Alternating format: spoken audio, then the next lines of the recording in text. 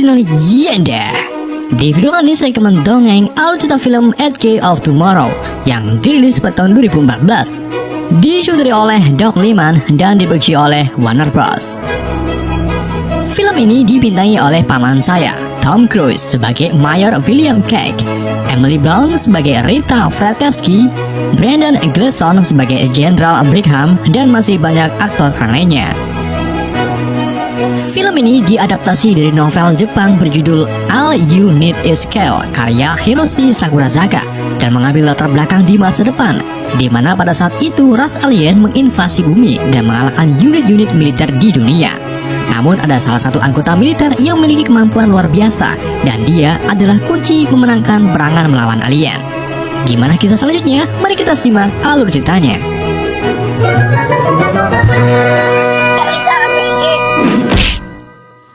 Film ini dibuka dengan serangkaian berita televisi yang mengabarkan kalau puluhan asteroid telah jatuh di Eropa. Asteroid tersebut membawa ras alien yang disebut Mimic. Mimic ini memiliki kemampuan meniru apapun dari serangan manusia, termasuk rudal. Mereka berhasil menghancurkan benua Eropa hanya dalam waktu 5 tahun, serta membuat militer di seluruh dunia panik bahagia. Namun baru-baru ini pasukan pertahanan militer yang dipimpin oleh NATO akhirnya berhasil meraih kemenangan di daerah Verdun, Prancis setelah menggunakan setelan tempur yang mereka buat. Setelan tersebut berupa besi yang dilengkapi senjata dan memiliki daya dorong kuat. Prajurit khusus yang berhasil membunuh ratusan Mimic dengan setelan tersebut adalah Sersan Rita Fredkowski dari Inggris, dan ia dijuluki Malaikat Verdun. Keberanian Rita lalu diceritakan di televisi melalui kepala pembicara militer AS bernama Mayor William Cage. Cerita tersebut berhasil meningkatkan daya tarik anggota militer di seluruh dunia untuk bersatu memerangi alien yang akan dilaksanakan secara besar-besaran di Verdun, dan perangan ini akan menjadi akhir dari serangan alien. 2 hari sebelum peperangan Verdun dilaksanakan, kita diperlihatkan William Cage yang terbangun dari tidurnya dalam perjalanan helikopter ke London di pagi hari, di mana Cage ini mendapatkan perintah untuk menemui Jenderal Brigham di gedung NATO. Setelah mendarat di depan gedung, Cage disambut oleh perwira wanita yang secara langsung membawa Cage ke depan kantor Jenderal Brigham. Ketika Cage bertemu Brigham di ruangannya, Cage mengira kalau Brigham akan memintanya untuk membantu meningkatkan citra politik pasca perang melalui media. Namun perkiraan Cage salah. Brigham lalu mengungkapkan alasannya mengundang Cage ke sini, yaitu meminta Cage untuk mendampingi pasukan pertama yang akan berperang di Verdun, dan juga meminta Cage untuk memberikan liputan darat ke media. Tentu saja Cage menolak karena pada dasarnya Cage bukanlah lulusan militer, melainkan lulusan perguruan tinggi di bidang periklanan yang kemudian diangkat sebagai perwira untuk menjadi juru bicara kemiliteran AS. Brigham lalu mengatakan kalau dirinya sudah mendapatkan izin dari atasan Cage dan sekarang Cage berada di dalam kendalinya. Mengetahui hal tersebut, Cage mencoba mengeluarkan trik-trik periklanannya untuk menghindari permintaan Brigham. Namun semua itu sia-sia karena Brigham kebal terhadap suap maupun janji-janji manis. Di saat Cage hendak keluar dari gedung, Brigham langsung memerintahkan pasukannya untuk menangkap Cage. Tanpa pikir pendek, Cage pun kabur, namun sayangnya ia tertangkap dan ditembak menggunakan peluru kejut.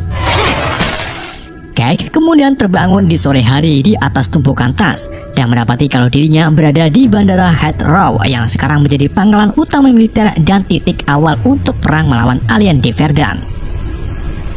Seorang sersan bernama Waong lalu menendang Cage sambil berkata, "Bangunlah wahai beban." Kemudian Waong memberi Cage setelan baju prajurit. Di saat ini juga datanglah sersan Farrell yang akan mengambil alih Cage. Farrell mengungkapkan kalau dirinya mendapatkan perintah dari Jenderal Brigham untuk menuntun Cage ke peperangan nanti besok. Setelah itu Farrell membawa Cage ke sekelompok tentara bernama J Squad yang terdiri dari Griff, Coons, Nancy, Skinner, Ford, Kimmel, dan Takeda. Farrell lalu menemukan kalau J Squad baru saja bermain judi joker panting, dan sebagai hukumannya Farrell menyuruh J Squad untuk memakan kartu remi yang mereka gunakan. Farrell kemudian memperkenalkan Cage ke J Squad dan meminta J Squad untuk melatih fisik Cage.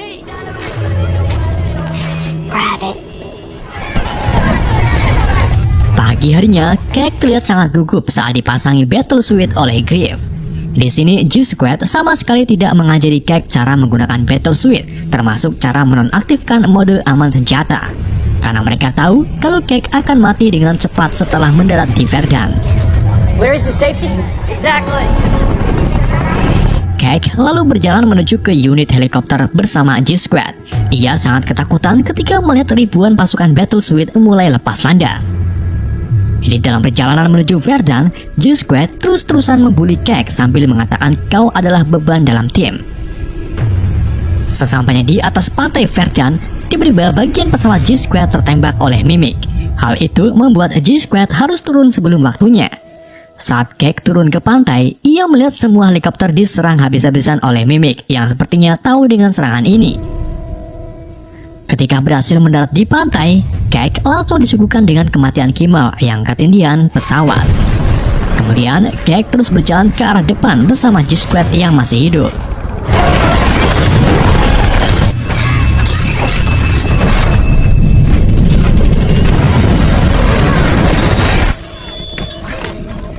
Dari kejauhan, Cake melihat Rita Vetaski yang berjuang melawan Mimic sampai akhirnya ia terbunuh tepat di hadapan Cake. Cake lalu menghampiri G-Squad yang terlihat kebingungan setelah mengetahui kalau para Mimic sudah tahu penyerangan ini. Cake mencoba meminta bantuan kepada Griff untuk mengaktifkan senjatanya. Namun di saat ini juga tiba-tiba Mimic muncul dari dalam tanah dan langsung menyerang G-Squad. Kini anggota G-Squad tinggal satu, yaitu Cake. Cake akhirnya berhasil mengaktifkan senjatanya dan langsung menembaki Mimic. Setelah Cake berhasil membunuh satu Mimic, ia dikejutkan dengan kedatangan Mimic besar berwarna biru menyala, dan ternyata dia adalah alpha dari para Mimic. Cake lalu diam-diam mengambil bom, namun hal itu langsung diketahui oleh si alpha. Saat si alpha menyerang Cake, Cake dengan cepat meledakkan bomnya dan membuat si alpha hancur. Namun cairan biru di tubuh alpha termetes di tubuh Cake yang membuat Cake mati dengan kondisi seluruh tubuh menyunyut. Cake lalu hidup kembali di Bandara Heathrow, tepatnya di atas tumpukan tas di sore hari sebelum peperangan Verdan. Sersan Waong kemudian menendang Cake sambil mengatakan bangunlah wahai beban. Lalu disusul dengan Farrell yang mengeluarkan kata-kata sama persis di hari sebelumnya. Cake pun bingung kenapa dirinya hidup kembali di hari sebelumnya. Farrell lalu membawa Cake ke G-Squad yang tentu saja ketahuan bermain judi joker banting, dan hal ini benar-benar sama di hari sebelumnya. Pagi harinya, Cake diberikan setelan battle suit oleh Griff yang mengucapkan kata-kata sama seperti sebelumnya. Begitu juga saat Cake berada di dalam helikopter yang terus dibully oleh G-Squad. Setelah mendarat, Cake memberitahu Kimmel kalau ada pesawat yang akan menabraknya, namun tetap saja Kimmel mati ditabrak. Cake kemudian mencoba menyelamatkan Rita dari serangan Mimic dan hal itu berhasil, tetapi Cake terbunuh oleh Mimic yang baru saja keluar dari dalam tanah. Cake kemudian terbangun di tempat biasa. Kali ini Cake paham kalau dirinya berada di putaran waktu yang membuatnya hidup kembali di hari sebelumnya dirinya mati. Cake lalu memberitahu Sersan Farrell kalau penyerangan nanti besok sama saja dengan bunuh diri karena para Mimic sudah tahu rencana kita. Di hadapan G-Squad, Cake menjelaskan detail tentang apa yang ia alami dan meminta Farrell untuk membatalkan penyerangan nanti besok. Namun sayangnya tidak ada yang percaya dengan omongan Cake yang pada akhirnya Cake pun terjun kembali ke dalam pertempuran di Verdan. Setibanya di pantai, Cake berhasil menyelamatkan Kimmel dari tabrakan helikopter. Kemudian dilanjut dengan menemui Rita, namun sayangnya Cake mati terlindas kendaraan dan mau gak mau Cake harus mengulangi lagi dari awal. Dalam satu putaran, Cake berhasil bertahan cukup lama untuk menyelamatkan Rita dan memberitahu kalau dirinya terjebak di dalam putaran waktu. Mendengar hal tersebut, Rita pun terkejut dan kali ini dialah satu-satunya yang paham dengan keadaan Cake sekarang. Rita lalu minta Cake untuk menemuinya setelah bangun nanti, dan gak lama kemudian ledakan pun terjadi. Come find me when you wake. Cake lalu terbangun di tempat biasa dan kini ia ingat perkataan Rita yang menyuruh Cake untuk menemui dirinya setelah bangun. Di sini Cake bersikap sok tahu serta menutupi kartu remi dari Farrell. Saat Cake dan G-Squad sedang latihan fisik berlari, Cake dengan sengaja mengatakan kalau Sersan Farrell Cholikers. Hal tersebut membuat Farrell marah dan menghukum Cake beserta G-Squad untuk melakukan push up 50 kali. Di saat itu juga, dua truk militer melintas di samping Cake. Cake pun menggulingkan dirinya ke bawah truk untuk ke seberang jalan. Namun sayangnya Cake gagal karena terlindas ban truk, dan mau gak mau, Cake harus mengulanginya dari awal. Cake akhirnya berhasil melewati dua truk militer dan pergi ke tempat latihan Rita. Sesampainya di tempat latihan, Cake menemukan kalau Rita sedang handstand kas bocil FF sambil dikelilingi drone pelatihan.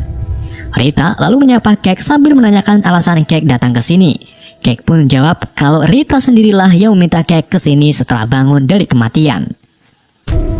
Mendengar hal tersebut, Rita pun langsung membawa Cake ke ruangan pembuatan senjata dan berakhir di ruang kerja teman Rita yang bernama Dr. Carter. Di hadapan Carter, Rita mengatakan kalau Cake sama sepertiku sebelum perang Verdan.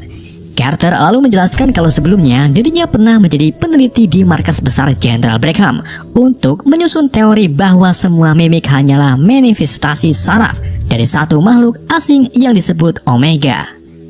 Di mana Omega ini adalah otak dari semua mimik. Omega juga mampu memutar waktu kembali melalui mimik alpha yang berwarna biru. Jadi itulah alasan para mimik tahu penyerangan di Verdan. Dan kenapa Cake juga memiliki kemampuan seperti alpha? Karena sebelumnya Cake pernah membunuh si alpha dan membuat cairan birunya masuk ke dalam tubuh Cake.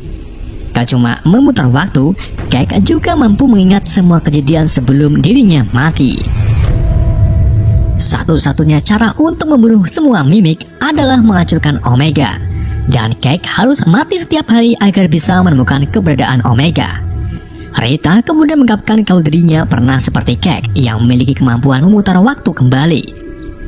Namun kemampuan tersebut hilang setelah dirinya terluka parah dan diselamatkan oleh tim medis yang mentransfusi darah ke tubuh Rita. Jadi syarat untuk kembali hidup atau memutar waktu adalah mati seketika. Carter lalu menunjukkan sebuah perangkat ciptaannya bernama transponder yang jika ditancapkan ke tubuh si alpha termasuk Cake, maka Cake akan mendapatkan penglihatan tentang keberadaan Omega. Tetapi sayangnya perangkat tersebut sudah tidak aktif karena sebelumnya pernah dipakai oleh Rita dan itu gagal. Carter kemudian mengatakan kalau masih ada satu perangkat lagi yang sekarang disimpan oleh Jenderal Brigham. Mengetahui hal tersebut, Cake pun menyarankan Rita untuk menjelaskan semua ini kepada Brigham dan mengambil perangkatnya.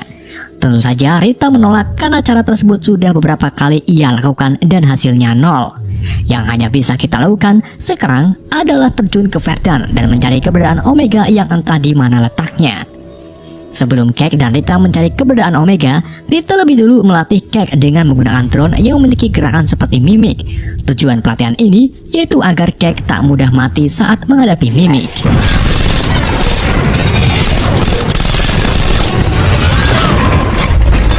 Di dalam pelatihannya, Cake terus mendapatkan cedera berat yang mengharuskan Rita untuk membunuhnya. Setelah melakukan putaran waktu beberapa kali, Cake akhirnya mendapatkan penglihatan saat dirinya cedera parah. Penglihatan tersebut memperlihatkan lokasi Omega berada yang terletak di sebuah bendungan di Jerman. Di putaran berikutnya, Cake dan Rita mulai terjun ke Verdan untuk menuju ke bendungan. Namun Cake harus mengulangi putaran waktu berpuluh-puluh kali karena dirinya terbunuh dengan berbagai cara. Begitu juga dengan Rita, sampai akhirnya Cake bosan sendiri. Saat Cake keluar dari ruangan Rita, Skinner dan Kimmel datang dan langsung memarahi Cake karena ia membuat G-Squad dihukum terus oleh Farrell. Cake lalu membiarkan Skinner memukuli dirinya. Namun karena Cake hafal gerakan Skinner, ia pun melegas Lego sampai membuat Skinner menabrak dinding.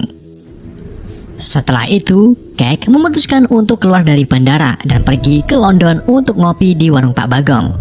Di saat Cake sedang asik-asiknya ngopi, tiba-tiba terjadi gempa. Ia pun keluar dari warung Pak Bagong dan mendapati kalau para mimik baru saja tiba di London untuk melakukan penyerangan. Yang berarti peperangan di Verdan dimenangkan oleh mimik dan kini mereka merambah ke London.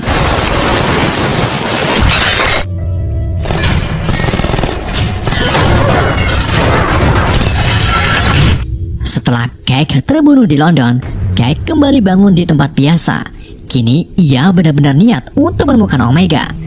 Cake melakukan beberapa kali putaran waktu sampai akhirnya Cake dan Rita tiba di titik terjauh, yaitu di gak tahu namanya. Keduanya lalu melanjutkan perjalanan ke bendungan dengan mengendarai mobil gendeng.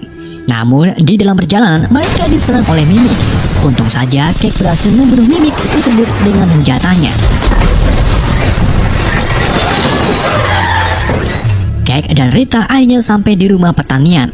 Mereka memasuki halaman rumah dan menemukan helikopter nganggur. Tetapi di sini Cake menyarankan Rita untuk tak menggunakan helikopter karena hari sudah sore.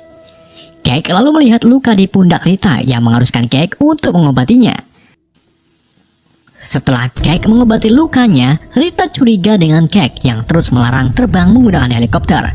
Rita pun bertanya, "Kenapa kau melarangnya?" Cake menjawab kalau kita sudah puluhan kali melakukannya namun gagal, dan disinilah tempat terjauh yang pernah kita lalui.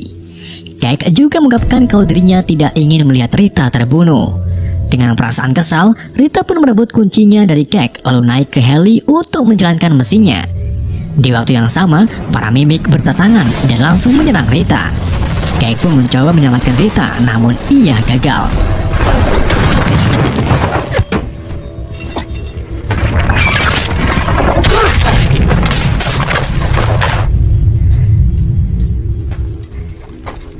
Cake akhirnya mati setelah para Mimik muncul dari dalam tanah.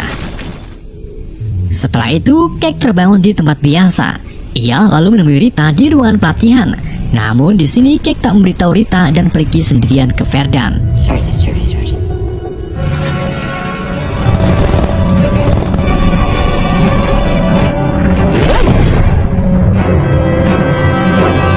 Cake akhirnya sampai di bendungan menggunakan heli yang berada di rumah pertanian. Sesampainya di bendungan, Cake sama sekali tidak menemukan Omega yang ada di penglihatannya. Yang Cake temukan hanyalah satu Mimik dan satu Mimik Alpha. Cake pun diserang sampai membuat tubuh Cake bercucuran darah. Cake akhirnya berhasil melarikan diri dengan menenggelamkan dirinya ke air. Di putaran berikutnya, Cake memberitahu Rita dan Carter kalau Omega tidak ada di bendungan Jerman. Rita lalu menyimpulkan kalau Omega sudah dipindahkan ke tempat lain setelah kekuatan Rita menghilang. Jadi si Alpha sudah mendapatkan kekuatannya kembali dan memberitahu yang lain untuk memindahkan Omega. Carter kemudian mengungkapkan kalau satu-satunya cara untuk mengetahui lokasi Omega sekarang adalah transponder yang ada pada Jenderal Brigham. Tanpa pikir pendek, Rita dan Cake pun pergi ke gedung NATO untuk mendapatkan transporternya. Keduanya akhirnya berhasil masuk ke ruangan Brigham setelah melakukan beberapa kali putaran. Di hadapan Brigham, Cake membujuk Brigham untuk memberikan transporternya karena itulah satu-satunya cara memenangkan peperangan. Agar Brigham percaya, Cake pun memberitahu kejadian-kejadian yang akan terjadi pada Brigham, dari telepon pejabat sampai tanda tangan sekretaris Brigham. Brigham akhirnya mengalah dan memberikan transporternya. Akan tetapi saat Cake dan Rita hendak keluar dari gedung, mereka disergap oleh puluhan prajurit.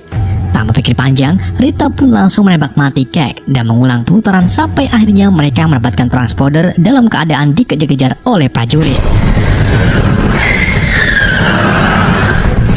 Di dalam mobil, Rita menusukkan transporternya ke kaki Cake.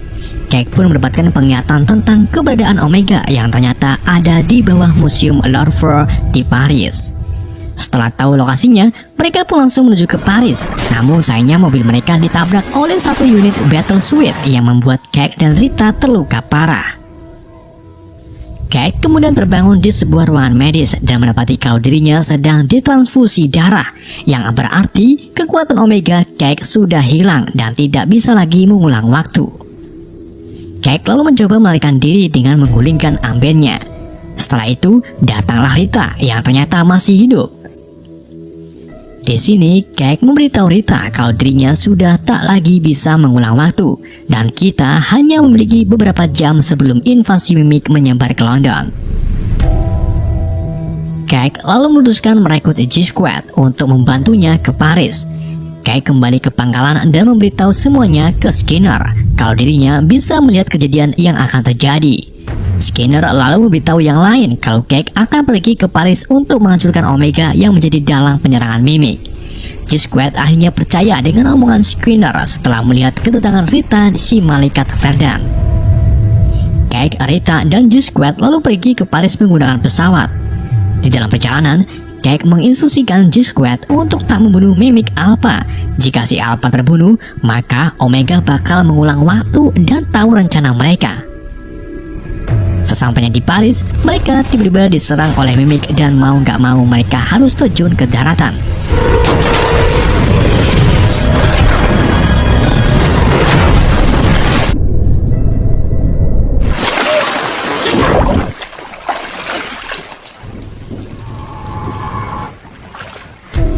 Setelah mendarat, Cake dan Rita menemukan kalau anggota G-Squad tinggal 3. Mereka lalu berunding tentang bagaimana caranya agar sampai ke Lover. Cake kemudian menyarankan menggunakan sisa tenaga pesawat untuk menjalankan pesawat ke Lover yang jaraknya sekitar 200 meter dari mereka. Setelah semuanya setuju, dua anggota G-Squad memutuskan untuk mengorbankan nyawanya demi keberhasilan Cake. Saat Cake, Rita, dan Ford mulai menjalankan pesawatnya, para Mimic langsung bertentangan. Dua anggota G-Squad pun menembaki Mimic sampai peluru mereka habis, dan dilanjut dengan bom bunuh diri.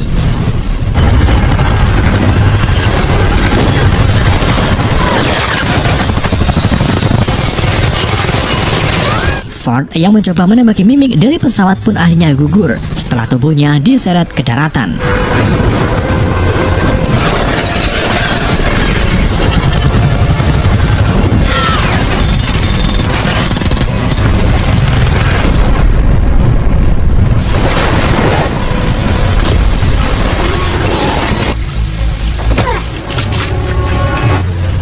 Cake dan Rita akhirnya berhasil masuk ke Museum Lover.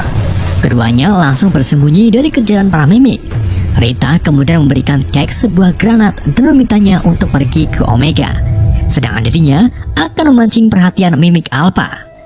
Sebelum berpisah, Rita mengatakan kalau kita tidak akan selamat setelah Omega dihancurkan, karena memang mereka sudah tak lagi memiliki kekuatan.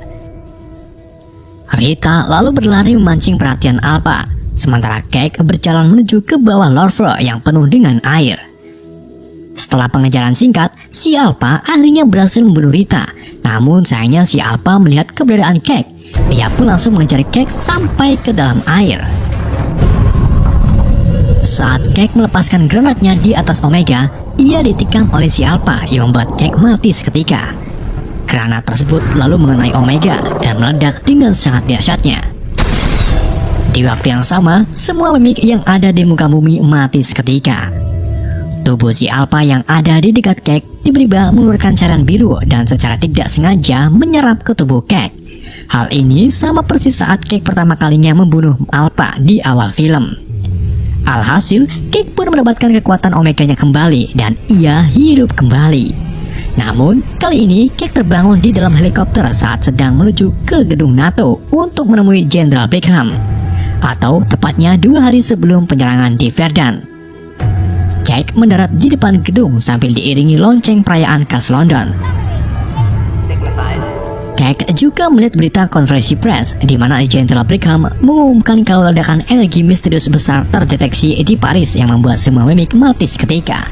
Namun, Brigham mengatakan kalau masih ada Mimic yang masih hidup di pantai Verdun, dan 2 hari ke depan kita akan melakukan pembersihan besar-besaran. Cake lalu tiba di bandara Heathrow dan melihat G-Squad sedang berlatih lari. Namun kali ini Sersan Farrell sama sekali tak memarahi Cake, malahan Cake dipandang hormat karena memakai setelan perwira. Begitu juga saat Cake pergi ke tempat latihan Rita, ia dipandang segan oleh kelompok Rita karena memakai setelan perwira. Rita lalu menyapa Cake dengan kata-kata sama persis di putaran waktu sebelumnya. Cake pun bengong dan tersenyum lebar. Film pun berakhir. What do you want? Oke, di sini saya jelaskan sedikit kenapa Cake menggunakan setelan perwira dan dipandang hormat oleh setiap prajurit. Jadi setelah Cake memulai waktu ulang di dalam helikopter, ia menemui Jenderal Brigham dan mengungkapkan kesiapannya untuk membantu pertempuran di Verdun. Cake juga tak memberitahu Brigham kalau dirinya lulusan periklanan. Jadi artinya Brigham tidak menugaskan Sersan Farrell untuk melatih Cake, dan Cake juga tidak ditembak menggunakan peluru kejut yang membuatnya terbangun di atas tumpukan tas. Itulah alasan Cake tidak lagi mengulang waktu di atas tumpukan tas, karena memang Cake tidak pingsan dan malah menjadi perwira kepercayaan Brigham. Dan semua itu tidak akan terjadi lagi jika Cake tak terkena cairan biru setelah berhasil menghancurkan Omega. Jadi semua mimik mati, Rita mati, Cake mati, semua orang yang gugur dalam penyerangan di Verdan tidak akan bisa kembali.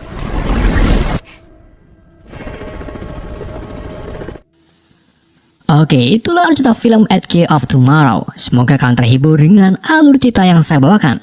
Pesan yang tidak bisa kita ambil dari film ini, ngopi lurus.